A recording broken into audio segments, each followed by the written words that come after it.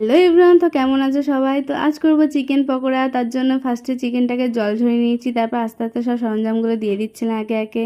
ফার্স্টে দিলাম হলুদ গুঁড়ো, তারপর দিলাম লঙ্কা গুঁড়ো, জিরে গুঁড়ো, ধনে গুঁড়ো, আর লবণ, গোলমরিচের গুঁড়ো, আর একটুখানি লেবুর রস দিয়ে ভালো করে মেখে নেওয়ার পরে দিলাম আদা বাটা, আর কাঁচা লঙ্কা কুচি, আর পেঁয়াজ কুচি দিয়ে তারপর একটা গোটা ডিম দিয়ে তার মধ্যে বেসন দিয়ে ভালো করে মেখে নিলাম।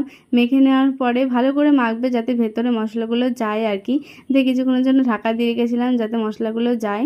তারপর ওদিকে কড়াই তেল গরম হয়ে গেলে একে একে মাংসর টুকরোগুলো সব ছেড়ে দিচ্ছিলাম, দিয়ে লাল লাল হয়ে গেলেই তুলে নেব। কিন্তু আমি একটু এক্সট্রা করেছিলাম, যেহেতু একটু স্পাইসি খাবো তার জন্য একটু রসুন কুচি দিয়ে সয়া সস দিয়ে টমেটো সস দিয়ে একটু স্পাইসি করেছিলাম, সসে টস করেছিলাম একটুখানি। খেতে তো খুব সুন্দর হয়েছিল। তো আজ ভিডিও এইটুকুই, দেখা হচ্ছে অন্য কোনো ভিডিও নিয়ে। তো এরকম ভিডিও দেখার জন্য তাড়াতাড়ি চ্যানেলটা সাবস্ক্রাইব